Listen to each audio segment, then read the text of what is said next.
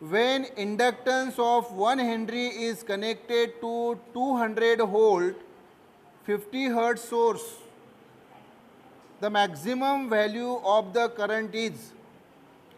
Inductance दिया है 1 Henry, मतलब सर्किट कौन सा है रे बाबू? इंडक्टिव सर्किट है। कौन सा सर्किट है रे बाबा रे? Inductive circuit.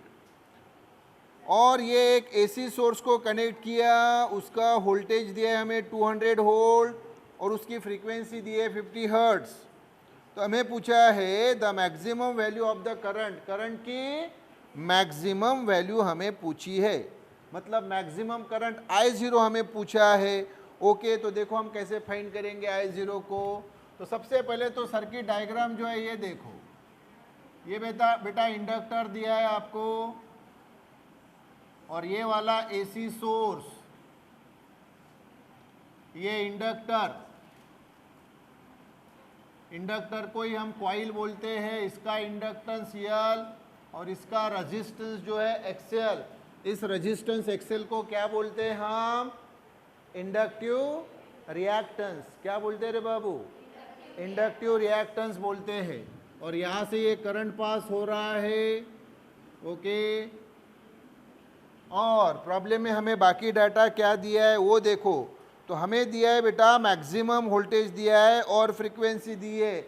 मैक्सिमम वोल्टेज ये देखो V मैक्स मतलब V0 ये दिया है 200 वोल्ट, V लिखो या पूरा वोल्ट लिखो, और फ्रीक्वेंसी अब दी है 50 हर्ट्ज, और हमें बोला है maximum current I0 equal to question mark. Okay, तो अब हम ओहम्स लॉ यूज करेंगे। तो बाय ओहम्स लॉ क्या है बेटा? ओहम्स लॉ तो V equal to I into R। तो ये ओहम्स लॉ जो बताया वो तो रेजिस्टिव सर्किट के लिए जिसका रेजिस्टेंस R है। अभी ये तो बेटा इंडक्टिव सर्किट है या ना? तो फिर इसके लिए हम कैसे वैल्यू फाइंड करेंगे ये प्रश्न है। ओके, तो ये जो ओहम्स लॉ रेजिस्टिव सर्किट के लिए, वो अभी इंडक्टिव सर्किट के लिए हमें यूज करना है। तो आइए प्रॉब्लम में जो बाकी डाटा मेंशन किया है, तो यहाँ से अभी बरोबर ध्यान दो। हाँ, ये जो वोल्टेज है देखो इंडक्टिव सर्किट है बेटा। कौन सा है ये? Inductive circuit. तो इंडक्टिव सर्किट होने के कारण ये हमें मैक्सिमम वोल्टेज नहीं दिया है। ये कौन सी भाषा समझते हैं बेटा? आरएमएस वोल्टेज की भाषा समझता है। कौन सी भाषा समझता है ये? आरएमएस वोल्टेज की। तो हमें वी आरएमएस दिया है 200 वोल्ट। कितना दिया है? 200 वोल्ट, और फ्रीक्वेंसी दी और मैक्सिमम करंट पूछा है। ओके, ठीक है। तो अभी ये V इक्वल टू IR, तो देयरफॉर इसको हम इसमें कन्वर्ट करेंगे, इसमें कन्वर्ट करेंगे। तो ये क्या होगा? V0 equal to I0 into इस सर्किट का रेजिस्टेंस क्या है रे बाबू रे? XL। तो V0 equal to I0 into XL। हमें I0 पूछा है, तो बताओ फिर कि I0 क्या होगा? तो I0 वैसे ही रखते हैं, ये V0 अपॉन ये XL, left equal to right, so right equal to left, so therefore I0 equal to V0 upon XL। यहाँ जगह नहीं, मैं इधर मेंशन कर रहा हूँ। तो V0 हमें नहीं दिया है, हमारे पास V RMS है। तो इधर ये साइड वर्क में ही देखो, साइड वर्क, तो V RMS इक्वल टू क्या फार्मूला मैंने बताया, बताओ बरा? V0 अपॉन √2, मतलब रूट मीन स्क्वायर वोल्टेज यानी मैक्सिमम वोल्टेज अपॉन √2। तो ये मैक्सिमम वोल्टेज हमें चाहिए, तो √2 इधर लिया इंटू ये V RMS, left equal to right, therefore right equal to left, so V0 equal to √2 into V RMS। तो ये √2 और V RMS कितना है? तो 200 वोल्ट है। तो ये आ गया बेटा 200 और ये √2, इतना वोल्ट V0 की वैल्यू। यस, तो V0 हमें मिला। उसके बाद में XL, तो मुझे बताओ XL का फॉर्मूला क्या है हमारे पास? बताओ बरा, XL को क्या बोलते हैं? Inductive reactance. ये यहाँ लिख रहा हूँ, इंडक्टिव रिएक्टेंस। इंडक्टिव रिएक्टेंस यानी इंडक्टर का रेजिस्टेंस, और L यानी होता है इंडक्टेंस। इंडक्टेंस बोलिए या सेल्फ इंडक्टेंस। यस, तो इंडक्टेंस का यूनिट ये हेनरी होता है, और ये तो रिएक्टेंस, इंडक्टिव रिएक्टेंस रेजिस्टेंस है, तो इसका यूनिट तो ओहम होता है, ऐसे डिनोट करो या ओहम ऐसे बोलो यूनिट। अच्छा, एक्सएल इक्वल टू होता है ओमेगा इंटू यल, ओमेगा यानी एंगुलर वेलोसिटी और यल यानी ये इंडक्टेंस, तो ओमेगा यानी 2 पाई एफ और ये यल वैसे ही एफ यानी ये जो फ्रीक्वेंसी हमें दी है, यस। तो फिर अब मुझे बताओ कि एक्सएल की वैल्यू 2 पाई एफ इंटू यल, तो हमें I0 equal to V0 upon XL, V0 की वैल्यू हमें मिल चुकी है, एक्सएल की वैल्यू क्या आएगी बताओ बरा, 2 पाई एफ की वैल्यू हमें दी है देखो 50, और इंडक्टेंस प्रॉब्लम में बोलो कितना दिया है, इंडक्टेंस प्रॉब्लम में बोलो जल्दी, वो दिया है 1, कितना दिया है 1, यस। तो ये कितना आ गया बताओ, 2 इंटू 50 यानी 100 इंटू ये पाई, तो 100 पाई की वैल्यू 3.14, तो ये आ गया 314 एक्सएल, ये ओहम आ गया, यस। तो ये V0 की वैल्यू और ये एक्सएल की वैल्यू तो रखो इसमें, तो क्या मिलेगा हमें, ऊपर से ये भी बताओ, √2 इसको भी सॉल्व कर लेते हैं, तो ये क्या मिलेगा ये बता दो। तो सर ये 200 और √2 यानी 1.414 है ना, तो 200 इंटू 1.414 करेंगे तो ये वैल्यू कितनी आएगी, मल्टीप्लाई कर लो, 1.414 इंटू 200, ये 2 0 वैसे ही 2 से मल्टीप्लाई किया, 2 4 जा 8, 2 1 जा 2, 2 4 जा 8, 2 1 जा 2, और 1 2 3 डिजिट के पहले पॉइंट, तो ये आ गया बेटा 282.8, 282.8 इतना वोल्ट V0 की वैल्यू। तो ये वैल्यू V0 और एक्सएल की वैल्यू इसमें रखो, यहाँ जगह नहीं इसलिए यहाँ लिख रहा हूँ, तो देयरफॉर ये I0 is equal to V0 यानी ये बेटा 282.8 अपॉन ये बेटा 314, तो न्यूमरेटर छोटा है, डिनोमिनेटर बड़ा है ना, न्यूमरेटर छोटा है, डिनोमिनेटर बड़ा है, तो ये 282.8 यानी 283 हो गई, मतलब करीबन ये 300 के आसपास वैल्यू आ रही है, और ये 300 से थोड़ी ज़्यादा है। इसका कैलकुलेशन किया तो ये आता है बेटा 0.9 इतना एम्पियर। ये तो कॉमन सेंस की बात है, कैलकुलेशन करते बैठने का नहीं है। तो सर पहचाने कैसे कि वैल्यू क्या आएगी, तो वैल्यू ऑप्शन देखो, चारों ऑप्शन वहाँ पे देखेंगे, तो चारों ऑप्शन में आप वहाँ देखेंगे, option A 0.1, option B 0.9, yes right option है option B, option C 1 ampere, option D 9 ampere. अरे तो कॉमन सेंस की बात है ना सर, न्यूमरेटर डिनोमिनेटर से थोड़ा सा ही तो छोटा है, ये 282.8 यानी 283 यानी नियरली अबाउट 300, और डिनोमिनेटर 300 से थोड़ा ज़्यादा, तो वैल्यू 1 से थोड़ी कम आएगी, 1 से थोड़ी कम यानी कौन सी रे बाबू, 0.9 एम्पियर। तो राइट ऑप्शन ABCD में दिया है, तो राइट ऑप्शन कौन सा हुआ, B option. So right option is B. Calculation करने की जरूरत पड़ी क्या रे बाबू रे, नहीं, कैलकुलेशन करते बैठना भी नहीं है, जस्ट दिमाग लगाना है और क्या आंसर आता है।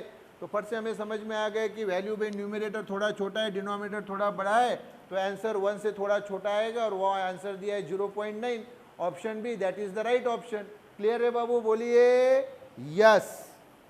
The graphs given below depict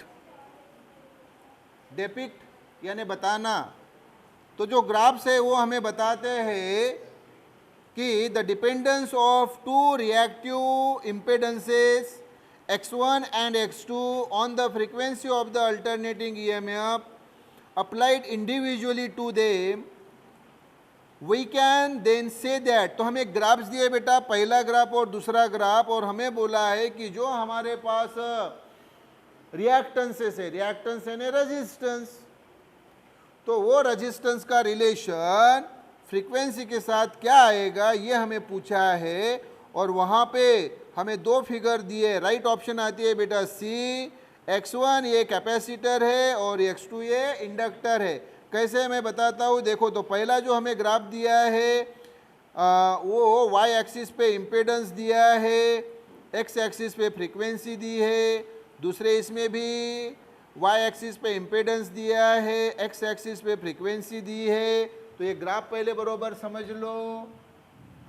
तो ये बेटा पहला ग्राफ, ये देखो एक्स एक्सिस, वाई एक्सिस, ये ओरिजिन, यहाँ वाई एक्सिस पे दिया है इम्पेडेंस और एक्स एक्सिस पे दिया है फ्रीक्वेंसी। और ये ग्राफ इस प्रकार से कर्व दिया है, इस कर्व को बोला जाता है रेक्टेंगुलर हाइपरबोला। क्या बोलते रे बाबू इसको? Rectangular hyperbola. क्या बोला? Rectangular hyperbola. हाँ, और दूसरा जो है ये फिर से एक्स एक्सिस, वाई एक्सिस, ये वाई एक्सिस पे फिर से इम्पेडेंस और एक्स एक्सिस पे वही फ्रीक्वेंसी और ये ओरिजिन और ये ग्राफ दिया है straight line passing through origin. कैसी line? Straight line passing through origin. अब एक ऑलवेज बात ख्याल में रखो, तो ये रेक्टेंगुलर हाइपरबोला अगर ये दिया तो समझ लेना कि वो दो टर्म एक दूसरे को इन्वर्सली प्रोपोर्शनल होते हैं। रेक्टेंगुलर हाइपरबोला तब आता है जब रिलेशन कौन सा रहता है? Inverse proportion. और straight line passing through origin तब आता है जब रिलेशन डायरेक्टली प्रोपोर्शनल रहता है। अभी बरोबर ध्यान दो, ये इम्पेडेंस हमें दिया है, ये x1 दिया है। क्या दिया है रे बाबू? ये x1। और ये ग्राफ क्या दिया है? x2 के लिए, है या ना? बोलो। देखो ग्राफ देखो अच्छी तरह से, x1 और x2 दिया है। देखो बाबू ये x1, तो ये रेक्टेंगुलर हाइपरबोला दिया, मतलब समझ लेना कि ये कैपेसिटर के लिए, किसके लिए? और ये straight line passing through origin है, मतलब ये इंडक्टर के लिए। मैं लगे तो फिर से इसके कैपेसिटिव रिएक्टेंस की, मतलब कैपेसिटिव एसी सर्किट और इंडक्टिव एसी सर्किट फिर से ड्रॉ करके देता हूँ। देखो ये जो है इसके लिए सर्किट ये है, तो कैपेसिटर, ये कैपेसिटर है बेटा, और ये एसी सोर्स है, ये कैपेसिटर, इसकी कैपेसिटी सी, ये वही करंट जो पास हो रहा है इसमें से, ओके। और ये बेटा इंडक्टिव सर्किट, मतलब ये इंडक्टर और ये एसी सोर्स, तो ये इंडक्टर यानी कॉइल, इसका इंडक्टेंस L और इसका रेजिस्टेंस XL। ये कैपेसिटर, इसकी कैपेसिटी C और इसका रिएक्टेंस XC यानी कैपेसिटिव रिएक्टेंस, और XL यानी इंडक्टिव रिएक्टेंस।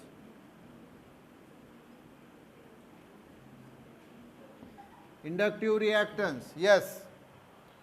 तो यहाँ मैंने आपको बताया कि ये जो XC होता है, XC इक्वल टू क्या होता है मालूम है आपको? 1/ωc। और ये XL क्या होता है मालूम है? ω/L। या XC यानी मैंने बताया कैपेसिटिव रिएक्टेंस, XL यानी इंडक्टिव रिएक्टेंस, ओमेगा यानी इस एसी सोर्स की फ्रीक्वेंसी, ओके। यहाँ भी ओमेगा यानी इस एसी सोर्स की फ्रीक्वेंसी, C यानी इस कैपेसिटर की कैपेसिटी, C यानी कैपेसिटी, और इसी को बोला जाता है कैपेसिटेंस। और ये L यानी ये इंडक्टर का इंडक्टेंस, उसको सेल्फ इंडक्टेंस भी बोलते हैं। तो अभी आप देखो, या ध्यान दो, ओमेगा मैंने आपको बताया एंगुलर वेलोसिटी ओमेगा यानी 2πf, एफ यानी फ्रीक्वेंसी। तो देयरफॉर ये XC इक्वल टू 1/2πfc और ये XL equal to 2πf into L। तो यहाँ देखो XC का रिलेशन F के साथ क्या है रे बाबू? क्योंकि रिलेशन हमें वही बोला है। तो ये जो XC है वो XC यहाँ पे X1 के रूप में दिए हमें, और ये XL X2 के रूप में दिया है। तो ये X1 यानी ये XC, तो यहाँ देखो XC is inversely proportional to F, क्योंकि F कहाँ है, डिनोमिनेटर में। क्लियर कह रहे बाबू। और यहाँ देखो XL का रिलेशन F के साथ, तो XL is directly proportional to F, क्योंकि यहाँ देखो 2 पाई ये तो कांस्टेंट है, और C कैपेसिटी उस कैपेसिटर की वो भी कांस्टेंट, तो XC का रिलेशन F के साथ इनवर्सली प्रोपोर्शनल। यहाँ भी 2 पाई कांस्टेंट, L यानी उस इंडक्टर का इंडक्टेंस वो भी कांस्टेंट, तो XL का relation directly proportional to F। तो देखो यहाँ XC inversely proportional to F है, XC यानी ये X1, तो ये इनवर्सली प्रोपोर्शनल है, इसलिए ग्राफ आता है रेक्टेंगुलर हाइपरबोला ये कर्व, और यहाँ XL ये डायरेक्टली प्रोपोर्शनल है फ्रीक्वेंसी को, इसलिए ग्राफ क्या आता है, straight line passing through origin. तो ये देखो आया क्या समझ में, यस। तो यहाँ पे XC is inversely proportional to F, XC यानी इंडक्टिव रिएक्टेंस, ये इम्पेडेंस यानी ही इस केस में इम्पेडेंस यानी टोटल रेजिस्टेंस यानी ही कैपेसिटर में ये रेजिस्टेंस कौन सा, कैपेसिटिव रिएक्टेंस। तो इस पहले केस में ये XC है इम्पेडेंस Z होता है टोटल रेजिस्टेंस, Z यानी ही ये कैपेसिटर का सर्किट है, इसलिए Z यानी XC, और XC यानी ये X1, और इस केस में इम्पेडेंस Z यानी ये इंडक्टिव रिएक्टेंस, क्योंकि सर्किट इंडक्टर का है, तो ये XL, और ये XL हमें इस केस में क्या दिया है, X2। तो X1 का रिलेशन फ्रीक्वेंसी के साथ इनवर्सली प्रोपोर्शनल, इसलिए ग्राफ आया रेक्टेंगुलर हाइपरबोला ये कर्व, और यहाँ ये XL is directly proportional to F, इसलिए ग्राफ आया straight line passing through origin.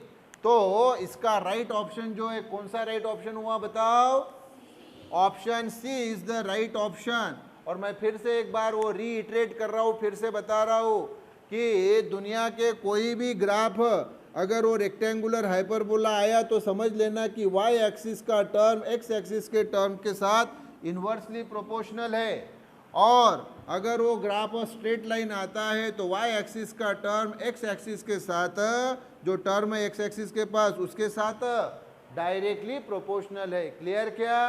So right option is C, yes.